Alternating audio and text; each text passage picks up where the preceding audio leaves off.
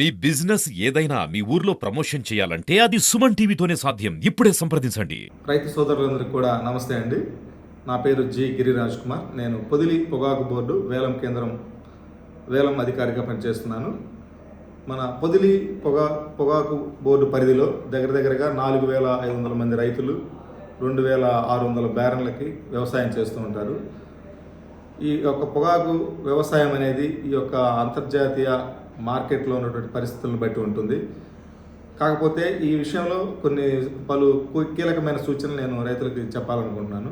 ఏంటంటే మన పొదిలి పొగాకు బోర్డు పరిధిలో లాస్ట్ ఇయర్ గత 3 సంవత్సరాల మార్కెట్ని, పంట ఉత్పత్తిని, మార్కెట్ని వీటన్నిటి పరిశీలన చేసినట్లయితే 2020 తర్వాత మనకి ఒక గణనీయమైనటువంటి మార్పు అయితే కనిపిస్తూ ఉంది ఏది ధరల పెరుగుదలలో. అదే 2020 మార్కెట్ చూసుకుంటేనేమో 109 రూపాయలతోటి, అలాగే 2021 మార్కెట్ చూస్తేనేమో ఒక 135 రూపాయల యావరేజ్ సరాసరి ధర లభించాయి. అంటే దగ్గరగా మనకి ఒక 29 to 30 రూపీస్ డిఫరెన్స్ అయితే ఉంది. అలాగే నెక్స్ట్ 22కి వచ్చేసరికి 168 రూపాయలు, అంటే దగ్గరగా నియర్లీ ఒక 35 to 40 రూపీస్ ఇంక్రీజ్ అయితే వస్తూ ఉంది. తరువాత 2023వ సంవత్సరానికి వస్తే 2,214 రూపాయలతోటి సరాసరి ధర అయితే లభిస్తూ ఉంది. అంటే దగ్గరగా ఆ సరాసరి ధరలో పెరుగుదల అనేది 30 నుంచి 40 రూపాయల మధ్య ఉంటుంది. ఈ యొక్క అవకాశాన్ని సద్వినియోగం చేసుకోవాలని చెప్పి రైతు సోదరులు చాలా ఎక్కువగా పొగాకు బోర్డు అనుమతించిన మేర కన్నా కూడా ఎక్కువ విస్తీర్ణంలో పొగాకుని సాగు చేయడం జరుగుతూ ఉంది. ఈ యొక్క పరిణామంలో గత సంవత్సరం పోల్చినట్లయితే దగ్గరగా వాళ్ళు 273 రూపాయల సరాసరి ధర వచ్చింది. అంటే దగ్గరగా 60 రూపాయల యావరేజ్ అనేది సరాసరి ధర పెరగడం జరిగింది. ఈ యొక్క సందర్భంలో రైతులు ఈ యొక్క అవకాశాన్ని కొంచెం దీనికి పలు రకాలైనటువంటి కారణాలు ఉన్నాయి. అంటే కరోనా వచ్చిన తర్వాత వివిధ దేశాల్లో లేబర్ షార్టేజ్ అవటం మూలాన, రెండోది ఎక్కువ మంది ప్రత్యామ్నాయ పంటలకు మొగ్గు చూపటం. అంటే అంతర్జాతీయంగా బ్రెజిల్, జింబాబ్వే, టాంజానియా ఇటువంటి దేశాలలో ఒక్కొక్క దేశంలో ఒక్కొక్క రకమైన పరిస్థితి. అంటే ఒక దేశంలో లేబర్ షార్టేజ్, ఇంకొక దేశంలోనేమో ఈ యొక్క ప్రత్యామ్నాయ పంటలకు వెళ్ళటము. రెండోది అంతర్జాతీయంగా కంపెనీస్ వద్ద కూడా ఈ యొక్క నిల్వలు అనేవి తగ్గటం మూలాన ఈ యొక్క అవకాశాన్ని ఉపయోగించుకొని అంతర్జాతీయంగా ఒక డిమాండ్ ఏర్పడటం మూలాన మన రైతులకి ఒక అవకాశంగా ఈ యొక్క ధరలు అనేవి కలిసి వచ్చినాయి. ఇదే పరిస్థితి నెక్స్ట్ ఇయర్ కూడా ఉంటుంది అనే ఒక ఆశావాహ దృక్పథంతో రైతులైతే ఉన్నారు. దీని యొక్క మూలంగా ఏం జరుగుతూ ఉందంటే, గత సాంప్రదాయకంగా పొగాకు వ్యవసాయం చేస్తున్న రైతులు కాకుండా కొత్తగా కొంతమంది పొగాకు వ్యవసాయం చేసి కొంచెం లాభాలు గణించాలనే ఉద్దేశంతో ఎక్కువ మొత్తం వెచ్చించి పొలాలు అయితేనేమి, బ్యారన్లు అయితేనేమి ఇవన్నీ ఎక్కువ ధరలకి, అంటే మిగతా రైతులతో పోటీ పడి అతి ఎక్కువ ధరకి లీజుకు తీసుకొని వ్యవసాయం చేయాలనే ఆలోచనతో చాలామంది ఉన్నారు. ఇది చాలా విపరీతమైన పరిణామాలకు దారితీస్తూ ఉంటుంది. అంటే ఈ యొక్క పోటీతత్వం అనేది ఒక లేబర్ ఎంగేజ్మెంట్లోనూ ప్రతి దశలో, అంటే వ్యవసాయ ఉత్పత్తిలో ప్రతి దశలోనూ ఈ యొక్క లేబర్ ఇన్వాల్వ్మెంట్ ఉన్న ప్రతి చోట ఈ ఉత్పాదక ఖర్చు అనేది చాలా పెరుగుతూ ఉంటుంది. అప్పుడు రైతుల మీద ఏంటంటే మనకు తెలియకుండానే ఒక ఆర్థికపరమైనటువంటి ఒత్తిడి అనేది పెరుగుతూ ఉంటుంది. సో చివరగా మార్కెట్కి వచ్చేసరికి వారు అనుకున్నటువంటి ధర లభించకపోయినప్పుడు అసంతృప్తికి గురయ్యే అవకాశం ఉంటుంది. సో ఈ విషయాన్ని పరిగణనలో తీసుకొని రైతులు లైసెన్స్ ఎవరైతే ఉందో లైసెన్స్ ఉన్న రైతులు మాత్రమే పొగాకు వ్యవసాయం చేయాలి. అలాగే అధిక ధరలకు తీసుకొని పొగాకు వ్యవసాయం చేయటం అనేది అంత శ్రేయస్కరం కాదని నా ఉద్దేశం. రెండోది వచ్చేసి రైతులు అనారోగ్యకరమైనటువంటి పోటీతోటి ఎక్కువ మొత్తాలు వెచ్చించి అటువంటి క్లిష్టమైనటువంటి వ్యవసాయ పద్ధతులు వెళ్ళకూడదనేది నా యొక్క చిన్న సూచన. రెండోది పొగాకు యొక్క సాగు మీదే అలవాటు పడకుండా, ఒక మోనోక్రాప్గా కాకుండా వివిధ రకాలైన ప్రత్యామ్నాయ పంటలు, అంటే మన లోకల్గా ఉన్నటువంటి ఫీల్డ్ కండిషన్స్కి అనుకూలమైనవి ఏంటి, ఇక్కడ మన ఏరియాలో కంది ఒకటి వేస్తూ ఉన్నారు, ఇట్లా రెడ్ గ్రామ్, బెంగాల్ గ్రామ్, ఇలాంటి అనుకూలమైన పంటలు వేసుకోవాలని చెప్పేది చిన్న సూచన. ఇంకొకటి వచ్చేసి నెక్స్ట్ ఇయర్ కూడా ఇలాగే ఉంటుంది అనేటువంటి ఒక ప్రాథమిక అంచనాతోటి అయితే రైతులు ఉన్నట్లుగా తెలుస్తూ ఉంది. కాకపోతే అంతర్జాతీయంగా పరిణామాలు అయితేనేమి, అంటే మన భారతదేశంతో పోటీ పడేటువంటి దేశాల్లో కూడా పొగాకు యొక్క విస్తీర్ణం గణనీయంగా పెరిగింది, దిగుబడులు కూడా బాగున్నాయి, అలాగే ఉత్పత్తి పరిమాణం కూడా పెరుగుతూ ఉంది. ఇది మనకి అంత ప్రతికూలించేటువంటి అంశం అని చెప్పి రైతు సోదరులు గమనించవలసిందిగా కోరుచున్నాను. దీనివల్ల ఏమవుతుందంటే ఎప్పుడైతే వాల్యూమ్ పెరుగుతుందో అప్పుడు క్వాలిటీ కన్సర్న్ అనేది పెరుగుతూ ఉంటుంది. క్వాలిటీకి ఎక్కువ ఇంపార్టెన్స్ ఇవ్వడం జరుగుతూ ఉంది. మన గత 2-3 సంవత్సరాల యొక్క సరళిని, పొగాకు ఉత్పత్తి యొక్క సరళిని, ఆ నాణ్యతా సరళిని మనం పరిశీలించినప్పుడు 2022లో 36% బ్రైట్ శాతం వచ్చింది. అదే 2023లో వచ్చేసరికి అది ఒక 46% వచ్చింది. అదే 2024 మార్కెట్ అంటే జస్ట్ గత సీజన్లో 80-90% నాణ్యత పర్సంటేజ్ అనమాట. అది చాలా లోయెస్ట్ అనమాట. ఏ పంటలో అయినా సరే నాణ్యత దిగుబడి అనేది చాలా ముఖ్యం అనమాట. ఈ కమర్షియల్ పంటల్లో ఎప్పుడైనా సరే నాణ్యత బేస్ చేసుకునే మార్కెట్ ఉంటుంది.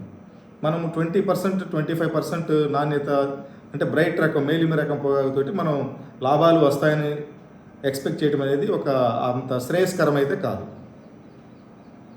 సో ఇటువంటి పరిస్థితులలో ఈ పొగాకు వ్యవసాయం చేసేటువంటి రైతులు ముఖ్యంగా నాణ్యత పెంపుదల మీద ప్రధానంగా దృష్టి సారించాల్సిన అవసరం అయితే ఉంది. అలాగే ఇటువంటి ప్రతికూల వాతావరణ పరిస్థితులు, అలాగే లేబర్ షార్టేజ్, లేబర్ యొక్క అవైలబిలిటీ పరిస్థితులు, ఇంకా ఈ యొక్క ఉత్పాదక ఖర్చు పెరిగిన నేపథ్యంలో ఈ 3 అంశాలను పరిగణనలోకి తీసుకొని రైతులు నాణ్యమైనటువంటి పొగాకును పండించేటువంటి లక్ష్యంగా వారి యొక్క యాజమాన్య పద్ధతులు మెరుగుపరుచుకోవాల్సిన అవసరం అయితే చాలా ఉంది.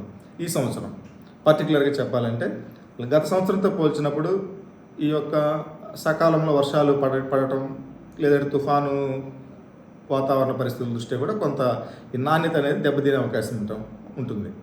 సో ఇటువంటి పరిస్థితులన్నింటినీ కూడా బేరీజ్ వేసుకొని పొగాకు యొక్క నాణ్యతను పెంపొందించే దిశగా రైతులు చర్యలు తీసుకోవాలని చెప్పి నేను కోరుతా ఉన్నాను. అంటే కంప్లీట్గా కూడా ఈ దశలో ప్రాథమికంగా నాట్లు వేసే దశ నుంచి కూడా మంచి ఆరోగ్యవంతమైనటువంటి నారు ఎన్నుకోవడం చాలా ప్రధానం. అలాగే మన సిటిఆర్ఐ వారు సూచించినటువంటి వంగడాలను మాత్రమే తీసుకోవాలి. అలా నాణ్యత కలిగిన నారుని మాత్రమే తీసుకొని వాళ్ళు పొగాకు వ్యవసాయం అనేది చేయాలి.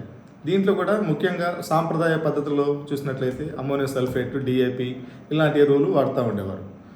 కాకపోతే మన ప్రాంతంలో ఉన్న రైతు సోదరులు ఎక్కువగా ఈ యొక్క నాణ్యత అంశం మీద ముఖ్యమైన ఎరువు ఏంటంటే మేము రెగ్యులర్గా వాడితే ఎస్ఓపి అనేది చాలా కీలకమైనటువంటి ఫెర్టిలైజర్. సో ఈ ఏరియాలో కొంతమంది రైతులు అయితే చాలా తక్కువగా ఈ యొక్క ఎస్ఓపి వాడటం అనేది జరుగుతూ ఉంది. మన ప్రాంతంలో ఉన్నటువంటి రైతు సోదరులు ఈ యొక్క ఎస్ఓపి ఎక్కువ వాడకం అనేది ఎక్కువ ధర ఉంటుంది కాబట్టి చాలా తక్కువ ధరకి దొరికితే కొంతమంది అయితే ప్రయోగాత్మకంగా వేశారు. దానివల్ల అయితే మంచి నాణ్యతపరమైన దిగుబడులు సాధించారు. దాంట్లో ఉన్నటువంటి మేలైన ముఖ్య ఉద్దేశం ఏంటంటే ఈ యొక్క ఏదైనా నత్రజని ఎరువులు ఏంటంటే మొక్క యొక్క పెరుగుదలకు ఉపయోగపడుతుంది. అలాగే భాస్వరం వచ్చేసి మొక్క యొక్క వేరు వ్యవస్థ అభివృద్ధి చెందడానికి ఉపయోగపడుతూ ఉంది. అలాగే పొటాష్ ఏంటంటే మొక్క యొక్క ఆకు యొక్క పరిమాణం పెరగడానికి, దాని యొక్క నాణ్యత ఎక్కువ రోజులు ఉండటానికి, అలాగే ఇంకొంచెం రంగు ఎక్కువ రోజులు మన స్టోరేజ్ చేసినప్పుడు ఉండటానికి, ఆ ఫ్లేవర్ అంటే ఆ యొక్క స్మెల్ టొబాకో ఆ ఫ్లేవర్ అనేది ఎక్కువ రోజులు ఉండటానికి, ఇటువంటి ఒక నాణ్యతపరమైన అంశాల్లో ఈ యొక్క పొటాషియం అనేది చాలా క్రూషియల్ రోల్ పోషిస్తూ ఉంటుంది.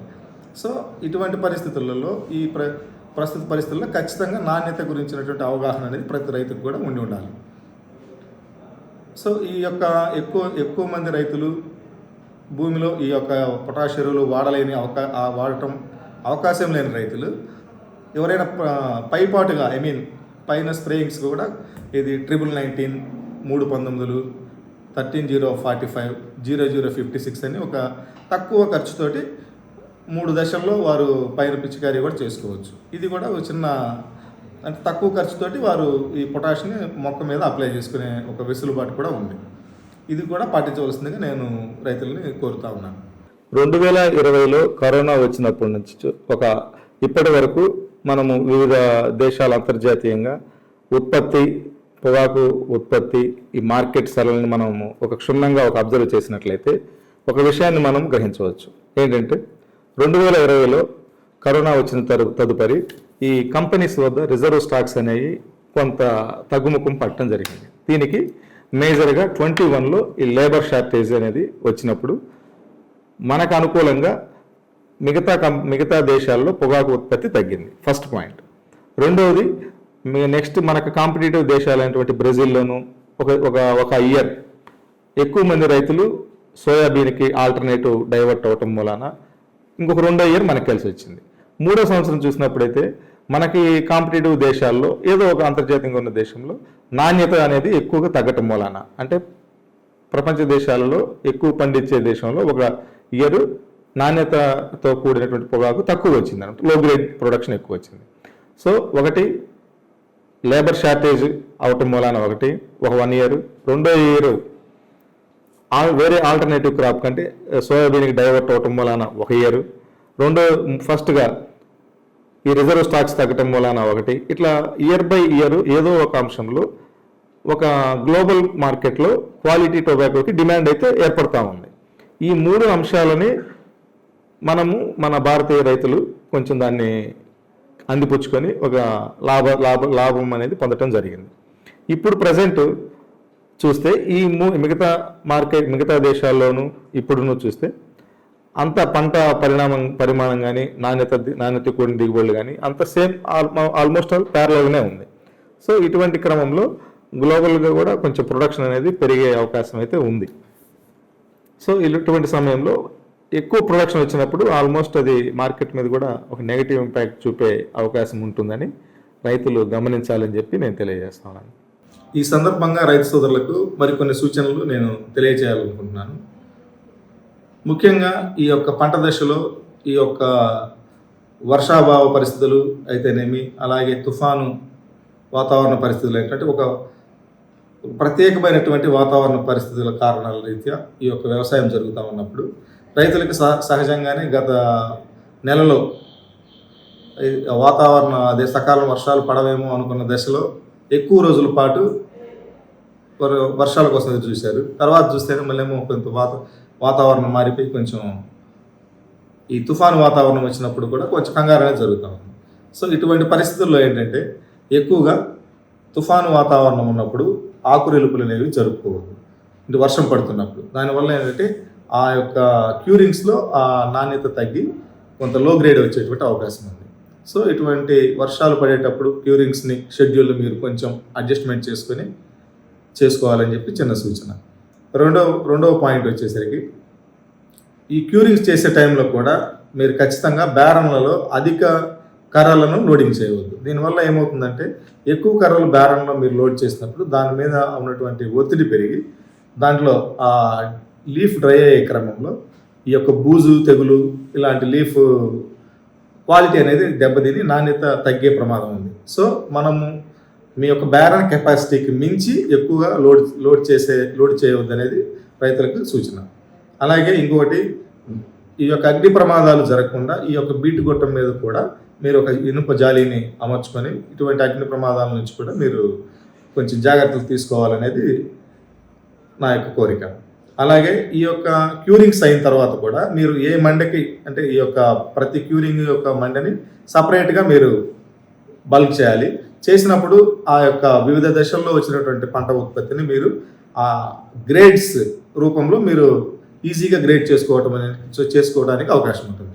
అలా కాకుండా మీరు అన్ని గ్రేడ్లు ఒకే లాట్లో వేసినట్లయితే వివిధ రకాలైనటువంటి లీఫ్ మొత్తం కూడా కలిసి ఒక మిక్స్డ్ గ్రేడ్లు వచ్చేటువంటి ప్రమాదం ఉంది. సో మీరు ముఖ్యంగా వివిధ క్యూరింగ్ అనుసరించి మీరు మండలు వేసుకొని క్యూరింగ్ టు క్యూరింగ్ గ్రేడ్ చేసుకొని ఒక మంచి నాణ్యమైనటువంటి ఒక మంచి యూనిఫామ్ గ్రేడ్ ఉన్నటువంటి బేల్స్ని మన వేలం కేంద్రానికి తీసుకురావాలని చెప్పి నేను కోరుతా ఉన్నాను. అలాగే ప్రస్తుతం ఉన్నటువంటి పరిస్థితుల్లో మీరు పొగాకు బోర్డు వారు సూచించినటువంటి నిర్దేశించిన ఆ యొక్క పరిమితికి మించి ఎక్కువ విస్తీర్ణంలో పంటను సాగు చేయవద్దని సవినయంగా రైతాంగాన్ని కోరుతా ఉన్నాను. అలాగే ప్రతి సంవత్సరము ఇలాగే ఒక అనుకూలమైన వాతావరణం మనకి అంటే కలిసి రావాలని చెప్పి కోరుకుంటున్నాను. But at the same time మనం ఒక పరిమితికి మించి వేసినట్లయితే కూడా చాలా ప్రతికూలమైనటువంటి పరిస్థితులను కూడా ఎదుర్కొనే ఒక ప్రమాదకరమైన పరిస్థితుల్లో పడవద్దని రైతాంగాన్ని కోరుతున్నాను. ప్రస్తుతం కర్ణాటకలో జరుగుతున్నటువంటి మార్కెట్ సరళిని మనం అబ్జర్వ్ చేసినట్లయితే 290 రూపాయల హైయెస్ట్ గ్రేడ్కి 290 రూపాయలు ప్రైస్ ఇవ్వడం జరుగుతూ ఉంది. అంటే ఒక క్వాలిటీకి మాత్రమే 290 రూపాయల రేంజ్లో ఉంది. మీడియమ్స్ ఒక 10 నుంచి 20 రూపాయలు తక్కువగాను, అలాగే 240కి లో గ్రేడ్స్ ఇట్లా నడుస్తూ ఉంది. సో ఇది ఒక ప్రాథమికమైనటువంటి హెచ్చరికగా మనం భావించాలి. ఎందుకంటే ఎక్కువ వాల్యూమ్ మనము అక్కడ ఇచ్చినటువంటి బోర్డు ఇచ్చిన ఆథరైజేషన్ కన్నా కూడా ఒక 20 మిలియన్స్ దగ్గరగా ఎక్కువ వచ్చే అవకాశం ఉంది. సో మన దగ్గర కూడా మన బోర్డు ఇచ్చిన దానికన్నా కూడా కొంచెం లాస్ట్ ఇయర్తో కంపేర్ చేసినా కూడా ఎక్కువ వాల్యూమే మనము ప్రొడ్యూస్ చేసే అవకాశాలు అయితే ఉన్నాయి. సో ఎక్కువ వాల్యూమ్ ఉన్నప్పుడు ఇతర అంతర్జాతీయ పరిస్థితుల్లో కూడా మనకు అనుకూలంగా లేనప్పుడు మార్కెట్ మీద ప్రతికూల పరిస్థితులు ఉండే అవకాశం అయితే ఖచ్చితంగా కనపడతా ఉంది. సో ఈ అంశాలను దృష్టిలో ఉంచుకొని ఈ లో గ్రేడ్స్ దిగుబడి అనేది తగ్గించుకోవడానికి రైతులు ఏమేమి శ్రద్ధ తీసుకోవాలనేది మీరు దాని మీద కొంచెం ఫోకస్డ్గా వర్క్ చేయాలని చెప్పి నేను కోరుతా ఉన్నాను. ఈ ప్రస్తుత పొగాకు మార్కెట్ కర్ణాటకలో ఉన్నది మనకు ఒక హెచ్చరికగా మనం భావించి లాస్ట్ ఇయర్ ధరలు లభిస్తాయి అనే ఒక గుడ్డి నమ్మకంతో ఉండవద్దని చెప్పి నేను కోరుతున్నాను. మన పొదిలి రైతు సోదరులు నేను ముఖ్యంగా కోరేది ఏంటంటే, ప్రస్తుతం ఉన్నటువంటి మార్కెట్ని అంటే మనం కర్ణాటకలో చూస్తూనే ఉన్నాము. ఈ యొక్క లో గ్రేడ్ చాలా కొంచెం ఇబ్బందికరమైనటువంటి రేట్లు అయితే ఉన్నాయి. వీటన్నిటిని దృష్టిలో పెట్టుకొని మన బోర్డు నిర్దేశించినటువంటి మేరకు మాత్రమే మన యొక్క పొగాకు సాగును పరిమితం చేసుకోవాలని చెప్పి కోరుతా ఉన్నాము. అలాగే ఒక పరిమితికి మించి చేసేటువంటి వ్యవసాయం ఏ పంటలోనైనా సరే నష్టదాయకం. మనకున్నటువంటి వనరుల్ని అందుబాటులో ఉన్న లేబర్ వనరులు కానీ, ఆర్థిక వనరులు కానీ, సహజ వనరులు కానీ ఇవన్నిటిని కూడా మీరు పరిగణనలోకి తీసుకొని మాత్రమే పొగాకు వ్యవసాయం చేయాలని చెప్పి నేను కోరుతా ఉన్నాను. అలాగే ఈ మార్కెట్ అనేది కూడా గత సంవత్సరాలలో ఎలాగైతే రైతులకు కలిసి వస్తూ ఉందో ఏదో ఒక అంశంలో అంటే ఒక లేబర్ అంశంలో అంటే ఇతర దేశాల్లో ఉన్నటువంటి పరిస్థితుల అనుకూలంగా ఈ సంవత్సరం కూడా రైతులకి మంచిగా కలిసి రావాలని చెప్పి నేను కోరుతా ఉన్నాను. అలాగే ముఖ్యమైన హెచ్చరిక ఏంటంటే, పరిమితికి మించి చేసేటువంటి వ్యవసాయం నష్టదాయకమని చెప్పి మీరు గ్రహించాలని చెప్పి కోరుతున్నాను. ఇంకొక ముఖ్యమైన విషయం, నాణ్యత మీద మీరు ఎక్కువ దృష్టి పెట్టి మంచి నాణ్యతతో కూడినటువంటి దిగుబడిని సాధించి యూనిఫామ్ గ్రేడ్స్ మీద అంటే గ్రేడ్ టు గ్రేడ్ వేలం కేంద్రానికి వచ్చే విధంగా మీరు శ్రద్ధ తీసుకోవాలని చెప్పి రైతులకు సవినయంగా తెలియజేస్తూ ఉన్నాను. అలాగే రైతులతో మాట్లాడటానికి ఈ యొక్క అవకాశం కల్పించినటువంటి సుమన్ టీవీ వారికి కూడా నా యొక్క ప్రత్యేకమైన ధన్యవాదాలు. అలాగే రైతులకి ఈ యొక్క సూచనలు ఎంతో కొంత ఉపయోగపడతాయని చెప్పి నేను భావిస్తున్నాను. అలాగే ఈ సంవత్సరం రైతులు కూడా వారు వేసేటువంటి ప్రతి పంటలోనూ మంచి దిగుబడులు రావాలని, ప్రతి పంటకు కూడా మంచి గిట్టుబాటు ధరలు దక్కాలని, అలాగే పొగాకు కూడా ఒక మంచి ధర దక్కే విధంగా ఉండాలని చెప్పి నేను ఆ భగవంతుని కోరుకుంటూ ధన్యవాదాలు. Thank you.